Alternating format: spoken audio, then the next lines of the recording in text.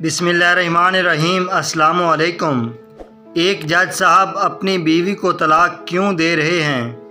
रोंगटे खड़े कर देने वाला सच्चा वाक़या। कल रात एक ऐसा वाक़या हुआ जिसने ज़िंदगी के कई पहलुओं को छू लिया। करीब शाम के 7 बजे होंगे, मोबाइल की घंटी बजी। उठाया तो उधर रोने की आवाज़। मैंने चुप कराया और पूछा कि भाभी जी आखिर हुआ क्या? उधर से आवाज़ आई, आप कहाँ हैं और कितनी देर में आ सकते हैं? मैंने कहा, आप परेशानी बताएं और भाई साहब कहाँ हैं और माँ किधर हैं, आखिर हुआ क्या है? लेकिन उधर से सिर्फ़ एक ही रट कि आप फ़ौरन आ जाइए। मैं उसे मुतमिन करते हुए कहा कि 1 घंटा लगेगा पहुंचने में। जैसे तैसे घबराहट में पहुंचा, देखा कि भाई साहब जो हमारे जज दोस्त हैं सामने बैठे हुए हैं। भाभी जी रोना चीखना कर रही हैं। 12 साल का बेटा भी परेशान है और 9 साल की बेटी भी कुछ कह नहीं पा रही है। मैंने भाई साहब से पूछा कि आखिर क्या बात है। भाई साहब कुछ जवाब नहीं दे रहे थे। फिर भाभी जी ने कहा, ये देखिए तलाक के कागजात कोर्ट से तैयार करा कर लाए हैं, मुझे तलाक देना चाहते हैं। मैंने पूछा, ये कैसे हो सकता है? इतनी अच्छी फैमिली है, 2 बच्चे हैं, सब कुछ सेटल्ड है। पहली नज़र में मुझे लगा कि ये मजाक है, लेकिन मैंने बच्चों से पूछा, दादी किधर हैं? तो बच्चों ने बताया, पापा उन्हें 3 दिन पहले नोएडा के ओल्ड एज होम में शिफ्ट कर आए हैं। मैंने नौकर से कहा, मुझे और भाई साहब को चाय पिलाओ। कुछ देर में चाय आई। भाई साहब को मैंने बहुत कोशिश की चाय पिलाने की, मगर उन्होंने नहीं पी और कुछ ही देर में वो मासूम बच्चे की तरह फूट फूट कर रोने लगे और बोले, मैंने 3 दिनों से कुछ भी नहीं खाया है। मैं अपनी 61 साल की माँ को कुछ लोगों के हवाले करके आया हूँ। पिछले साल से मेरे घर में माँ के लिए इतनी मुसीबतें हो गईं कि बीवी ने कसम खा ली कि मैं माँ जी का ध्यान नहीं रख सकती। तो ये इनसे बात करती थी और ना मेरे बच्चे इनसे बात करते थे। रोज़ मेरे कोर्ट से आने के बाद माँ बहुत रोती थी। नौकर तक भी इनसे ख़राब तरह से पेश आते थे और अपनी मनमानी करते थे। माँ ने 10 दिन पहले बोल दिया, तू मुझे ओल्ड एज होम में डाल दे। मैंने बहुत कोशिश की पूरी फैमिली को समझाने की, लेकिन किसी ने माँ से सीधे मुंह बात तक नहीं की। जब मैं 2 साल का था तब अब्बू इंतकाल कर गए थे। माँ ने दूसरों के घरों में काम करके मुझे पढ़ाया, इस काबिल बनाया कि मैं आज एक जज हूँ। लोग बताते हैं कि माँ दूसरों के घर काम करते वक्त कभी भी मुझे अकेला नहीं छोड़ती थी। इस माँ को मैं आज ओल्ड एज होम में छोड़ आया हूँ। मैं अपनी माँ की एक एक दुख को याद करके तड़प रहा हूँ जो उन्होंने सिर्फ मेरे लिए उठाए थे। मुझे आज भी याद है जब मैं मैट्रिक के इम्तिहान देने वाला था।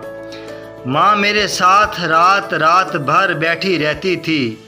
एक बार जब मैं स्कूल से घर आया तो माँ को बहुत ज़बरदस्त बुखार में मुब्तला पाया। पूरा जिस्म गर्म और तप रहा था। मैंने माँ से कहा, तुझे तेज़ बुखार है? तब माँ हंसते हुए बोली, अभी खाना बनाकर आई हूँ इसलिए गर्म है।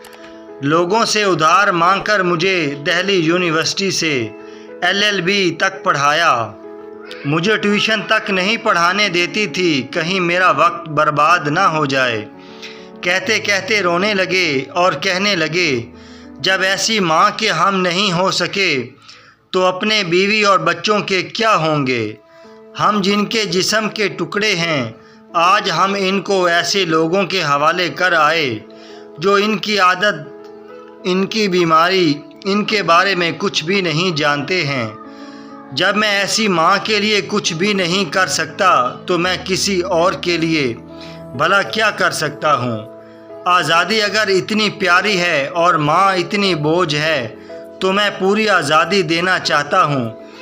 جب میں بغیر باپ کے پل گیا تو یہ بچے بھی پل جائیں گے، اسی لیے میں طلاق دینا چاہتا ہوں۔ ساری پراپرٹی میں ان لوگوں کے حوالے کر کے اس اولڈ ایج ہوم میں رہوں گا، وہاں کم سے کم ماں کے ساتھ رہ تو سکتا ہوں۔ اور اگر اتنا سب کچھ کرنے کے باوجود ماں آشرم میں رہنے کے لیے مجبور ہے تو ایک دن مجھے بھی آخر جانا ہی پڑے گا۔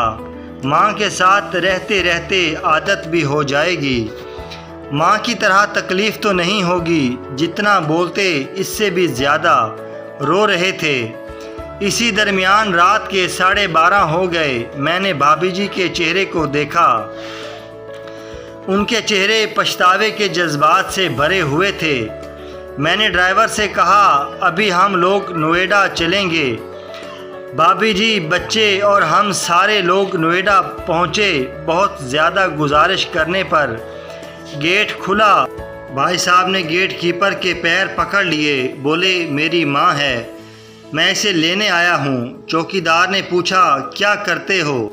بھائی صاحب نے کہا میں ایک جج ہوں۔ اس چوکیدار نے کہا جہاں سارے ثبوت سامنے ہیں تب تو آپ اپنی ماں کے ساتھ انصاف نہیں کر پائے، اوروں کے ساتھ کیا انصاف کرتے ہوں گے صاحب؟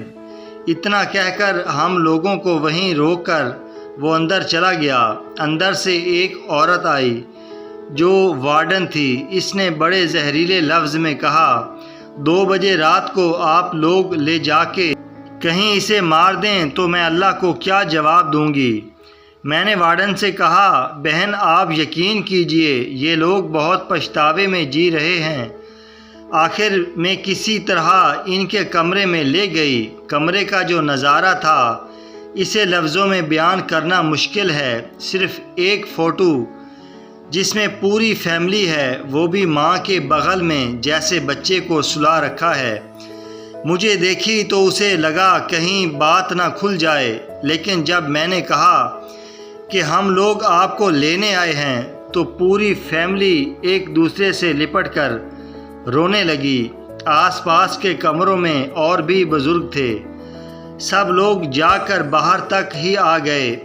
ان کی بھی آنکھیں نم تھیں۔ کچھ وقت کے بعد چلنے کی تیاری ہوئی، پورے آشرم کے لوگ باہر تک آئے۔ کسی طرح ہم لوگ آشرم کے لوگوں کو چھوڑ پائے۔